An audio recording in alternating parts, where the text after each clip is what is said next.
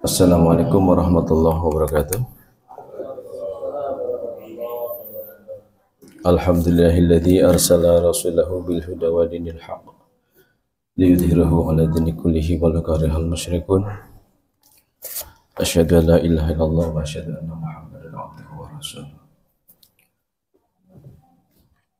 Bapak-bapak, ibu-ibu yang saya hormati, dan mudah-mudahan kita semuanya senantiasa dalam lindungan Allah dan rahmat dari Allah Subhanahu wa taala.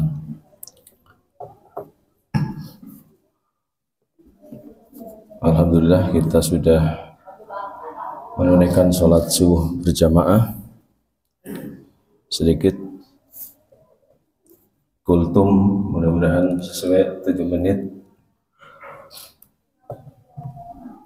Dalam Al-Quran surat Al-Jazyah ayat 4 disebutkan oleh Allah bahwa wa fi khalqikum wa ma yabutsu min dabbatin ayatul liqaumin yuqinun, dan pada penciptaan dirimu dan pada makhluk yang bergerak, yang bernyawa, yang bertebaran di bumi, terdapat tanda-tanda kebesaran Allah bagi kaum yang meyakini.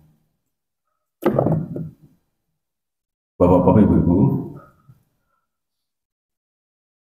kalau kita ketahui bahwa manusia itu oleh Allah diciptakan dari saripati tanah, yang pada akhirnya ketika kita berkembang, maka secara umum manusia itu diciptakan dari sel mani, dari sel yang keluar atau cairan yang keluar dari seorang laki-laki dan akhirnya bercampur dengan sel telur yang ada pada seorang wanita. Tentu menurut syariat adalah melalui pernikahan. Setelah Allah mencampurkan antara sel mani dengan sel telur, maka terbentuklah alaqah. Ini dalam Al-Quran surah Al-Mu'minun ayat 12-14. Itu proses penciptaan manusia itu secara rinci, secara bertahap itu dijelaskan oleh Allah. Dari nutfah itu sel mani tadi, kemudian menjadi alaqah. Alaqah itu sesuatu yang melekat. Ada yang menyebutkan itu segumpal darah. Kemudian dari segumpal darah itu atau alaqah itu menjadi mudghah. Dari mudghah itu kemudian jadi idhamah, ya, atau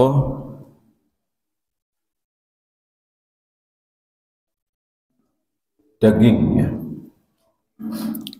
Kemudian wakasamal idhama lahma, ya, dari daging yang terbungkus daging menjadi tulang, ya. Kemudian tulang yang terbungkus daging, ya. Sampai terbentuknya khalqon akhar atau satu yang terbentuk, ya. Jadi terbentuk janin, ya, berupa janin. Nah, tentu dari terbentuknya manusia dengan proses-proses tadi secara normal, ya, walaupun sebelumnya itu Allah menciptakan Adam itu dari tanah, tetapi pada dasarnya saripati tanah itu sama unsur-unsurnya dengan tanah, dan terbentuklah janin. Nah, Tentu ini adalah sebuah keagungan di mana semua manusia memiliki proses yang sama, kecuali yang azali. Ya, azali itu seperti penciptaan Adam, penciptaan Isa, ya, yang tidak umum dengan manusia saat ini. Tentu Al-Quran banyak berbicara, Allah banyak menyampaikan dalam Al-Quran itu tentang diri kita, diri manusia itu menjadi sebuah kebesaran, bahkan menjadi tadi dalam Quran surat Az-Zasiyah menjadi tanda-tanda, ya, kebesaran Allah tentu bagi mereka yang yakin. Dari terbentuknya manusia itu yang pada janin itu ada proses-proses yang tentunya dialami, ya, dalam proses pembentukan janin itu. Yang utama adalah dalam diri kita itu ada proses pembentukan otak. Kita mengenal dalam diri kita ada otak. Otak itu semuanya tahu ada di dalam kepala. Secara organ, otak itu luar biasa, ya. Allah menciptakan otak itu dengan berbagai macam unsur yang di dalamnya itu begitu rumit. Otak itu seperti kalau dalam kedokteran itu kalau dibelah itu seperti tahu, ya, saking gemburnya, gitu. Sehingga itu sangat riskan, ya, kalau terjadi trauma, terjadi kecelakaan, ya, itu sangat riskan, ya. Makanya mungkin kita tahu kalau ada orang kebentur kepalanya bisa kegaruk otak. Kemudian kenapa kegaruk otak? Mungkin ada sel-sel yang di dalam otaknya itu mengalami cedera yang tidak terlihat oleh kita, terjadilah perdarahan dan sebagainya. Otak itu beratnya itu kurang lebih 4 kali lipat dari jantung, ya. Kalau jantung kan sekitar 2,250 gram, ya, sampai 400 gram. Kalau otak ini sekitar 1,3 sampai 1,5 kilo, ya, lumayannya 1,5, ya.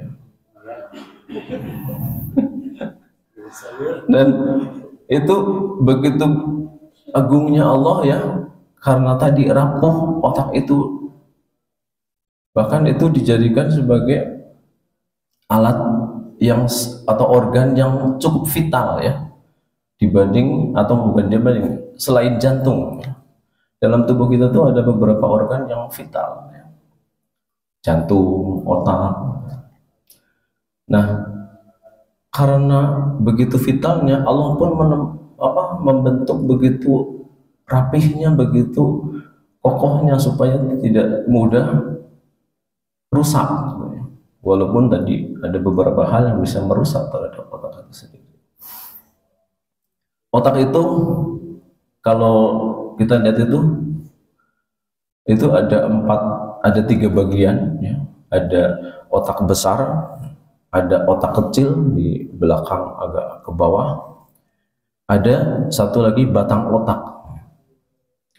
Nah, 3 organ ini, dari 3 bagian otak ini Allah bungkus lagi, ya, dengan sebuah selaput otak itu, ya.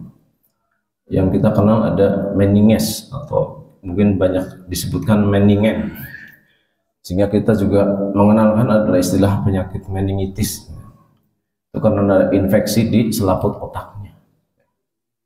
Nah, ini masih kurang dengan selaput meninges ini. Allah bungkus lagi dengan tulang belulang, ya, yang kita kenal dengan istilah tengkorak. Bayangkan begitu Allah serapih itu gitu ya menciptakan otak gitu ya. Karena dia disebut sebagai organ yang vital. Otak besar ini selain otak besar, kemudian otak kecil ya, kemudian ada batang otak. Nah, batang otak ini yang menyambungkan dengan otak besar dan otak kecil ini ada serabut-serabut saraf ya. Sehingga ini akan menyalurkan transmisi ya, atau apa namanya, hubungan persarafan ya dengan otak ke susunan saraf tulang belakang. Makanya kalau kita kenal ada orang yang misalkan jatuh dari pohon, kemudian posisinya nangkarak, blek, itu jatuh, misalkan tulang belakangnya kebentur. Nah ini ketika lumbalnya, ini daerah lumbal di sini, di atas tulang ekor, pinggang belakang, ya, pinggang. Itu kalau kebentur itu bisa menyebabkan kelumpuhan. Ya. Karena apa? Susunan saraf tulang belakang ini terhubung dengan otak besar ya, karena otak besar itu mengatur pergerakan, mengatur penglihatan ya, mengatur hal lain yang berhubungan dengan aktivitas tubuh kita ya. Termasuk sampai leher ya, leher belakang ya. Makanya kalau main pukul itu jangan sampai mukul leher belakang ya. Karena itu bisa menyebabkan rusaknya saraf tulang belakang yang menghubung dengan otak kita, otak besar tadi. Nah, otak besar ini juga dibagi-bagi lagi. Ada bagian kanan, bagian kiri. Kalau bagian kanan itu mengatur pergerakan bagian kiri ya, atau tubuh bagian kiri. Kemudian otak besar bagian kiri ini mengatur pergerakan tubuh kita bagian kanan ya. Makanya mohon maaf kalau ada yang stroke ya, itu kalau lemes bagian tubuh kita yang sebelah kanan, oh berarti ada kerusakan otak di bagian kiri. Jadi berlawanan Allah membuat pengaturan persarafan itu. Ini begitu pengaturan saraf dalam otak itu. Kemudian dalam batang otak ini ada stasiun pemancar ya, di batang otak. Batang otak itu yang menghubungkan dari otak besar, otak kecil sampai ke tulang belakang. Itu ada semacam pemancar yang menghubungkan tadi sinap-sinap atau saraf-saraf yang mengatur pergerakan ya, kemudian mengatur sensasi gitu ya, itu semua. Nah, tentu begitu, dan ini kalau dipelajari ya itu rumit sekali ya. Bahkan dari susunan saraf tulang belakang pun ada 12 neuron, 12 saraf yang mengatur mimik muka, mengatur kita bisa mengunyah gini ya, nyam itu karena ada saraf-saraf yang mengatur. Itu begitu besarnya, begitu rumitnya otak ya, sehingga, dan ini pun secara keilmuan ini masih banyak ya, banyak fungsi dan manfaat daripada otak ya, itu yang belum ditemukan oleh manusia ya. Tetap saja keterbatasan manusia itu nggak bisa ya menembus sampai sejauh atau selengkap apa yang Allah ciptakan ya. Kemampuan otak, fungsi otak itu baru sebagian ya yang bisa dipelajari oleh manusia. Dan 60% dari otak ini terbuat dari lemak ya. Makanya ada beberapa orang yang menghindari makan lemak itu ya nggak bagus ya, karena dibutuhkan. Bahkan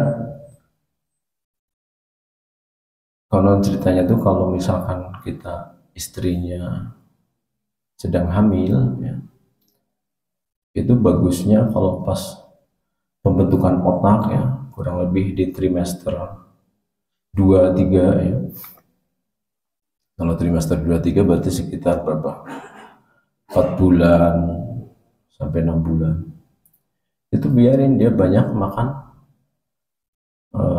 lemak, protein gitu ya, karena sedang dibutuhkan untuk pembentukan otak. Jadi biarin kelihatan gemuk istrinya kalau lagi hamil, biarin aja ya. Cuman asal tidak berlebihan saja ya, ada standarnya. Gitu. Dan otak ini memiliki kapasitas memori yang cukup tinggi ya. Itu sekitar 2,5 juta memori digital ya. Sungguh luar biasa ya. Jadi bisa, kalau HP paling berapa memori? Ya, kalau otak ini sampai 2,5 juta. 2,5 juta gigabyte ya. 2,5 juta GB ya. Jadi jangan khawatir ya, walaupun apa kemampuan kita manusia itu kurang lebih ketika menyerap informasi informasi yang baru itu kurang lebih 50% itu lupa, apalagi tambah usia ya. Tambah usia tambah lupa. Makanya mohon maaf kalau kemarin kita belajar tahsin dengan Ustadz Kris ya, kalau yang sudah sepuh-sepuh ya dimaklum saja. Ya, banyak lupanya karena ya secara normal pun memang begitu, tidak mampu ya. Kalau memorinya sih ya tetap ada gitu ya, kapasitasnya.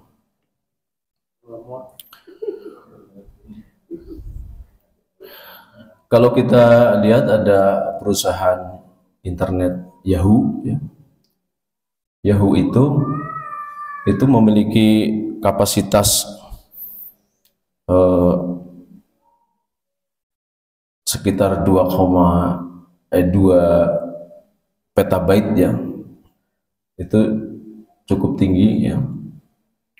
Dan bisa memproses informasi atau sebuah peristiwa itu sekitar 24 miliar ya. Tapi itu menurut atau dibandingkan dengan otak itu baru 20%. Berarti otak lebih hebat ya. Tetap aja alat-alat yang dibuat oleh manusia tidak akan bisa menyamai. Gitu. Dan menurut penelitian, ini pun semuanya juga menurut penelitian, itu otak manusia itu bisa menyimpan informasi itu sekitar 1 kuadriliun ya. Bukan 1 triliun tapi kuadriliun. Jadi 1 miliar dikali 1 miliar itu bisa menampung informasi sebanyak itu. Sungguh luar biasa ya ciptaan Allah. Dan sampai saat ini pun paling kemampuan manusia membuat alat informasi yang bisa menyimpan memori itu hanya terbatas ya, paling seperberapanya dari otak kita. Untuk itu perlu dijaga oleh kita otak yang ada dalam tubuh kita. Salah satunya bagaimana kita menjaga otak kita agar tetap sehat, memorinya tetap bagus. Itu salah satunya adalah kita banyak berpikir, sehingga orang-orang yang rajin berpikir itu susah pikun katanya, ya. Tapi kalau jarang mikir, ya, cepat pikun gitu. Saya pernah baca-baca ya, tapi ini mohon maaf ya, mungkin kita kenal orang yang dia ulama tapi konon ceritanya pernah disebut pemberontak, ya. Kartosuwiryo, ya. Saya pernah baca aja ini, pernah baca. Konon ceritanya beliau itu kok sampai bisa berupaya ingin membentuk negara itu ya, negara Islam, sampai diteliti, dipelajari oleh orang luar, ya, orang luar negeri gitu ya. Dan itu katanya beliau itu IQ-nya itu di atas rata-rata. Dan beberapa orang yang cerita dalam buku itu katanya rajin baca Quran. Jadi dia tuh sering mempelajari Quran dan sebagainya. Bahkan buku-bukunya juga ya tentang al-Islam gitu. Ini salah satu contoh.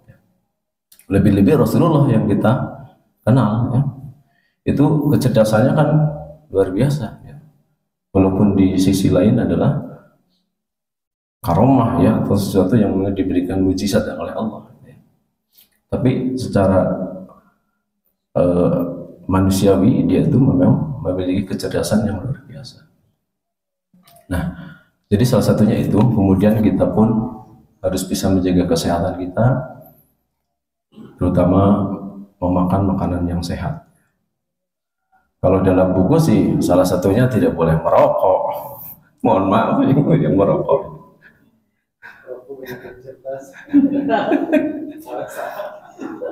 Itu kata buku, bukan kata saya, Pak Ustadz. Jadi memang gangguan-gangguan yang terjadi pada otak itu mirip-mirip dengan jantung, karena di dalam otak itu banyak pembuluh darah, di jantung juga ada pembuluh darah, ya. Jadi salah satunya adalah sumbatan-sumbatan yang bisa menimbulkan masalah pada otak kita, ya. Yaitu kalau orang stroke itu bisa karena sumbatan, ya. Atau lebih parahnya itu adalah dari sumbatan sampai perdarahan, ya. Kalau sudah perdarahan, ya mohon maaf, kandungan tosan biasanya gitu. Nah, itu mungkin yang bisa saya sampaikan, mudah-mudahan bermanfaat. Dan tentu salah satunya, alhamdulillah, di bulan suci Ramadan ini kita dituntut dalam diri kita rajin baca Quran, ya. Kemudian ya mungkin bukan hanya baca Quran, ya, baca buku tentang Islam, ya, apakah itu sejarah Islam atau tentang hadis dan sebagainya, ya, supaya kita terlatih, ya. Otak kita terlatih, ya, menyimpan memori tadi, ya. Bagaimanapun juga otak kita sudah disediakan oleh Allah dengan berbagai macam kehebatan, ya, maka kita manfaatkan dengan sebaik-baiknya. Mudah-mudahan kita semuanya senantiasa sehat, otak kita sehat, ya, bisa berpikir dengan baik, ya. Tentu itu semuanya adalah karena Allah memberikan balasan yang terbaik untuk orang-orang yang beriman, yang senantiasa ingat kepada Allah. Itu saja, mudah-mudahan bermanfaat. Mohon maaf apabila ada kekurangan dan kesalahan. Aqulu qouli hadza wa astaghfiruhu li wa lakum. Wassalamualaikum warahmatullahi wabarakatuh.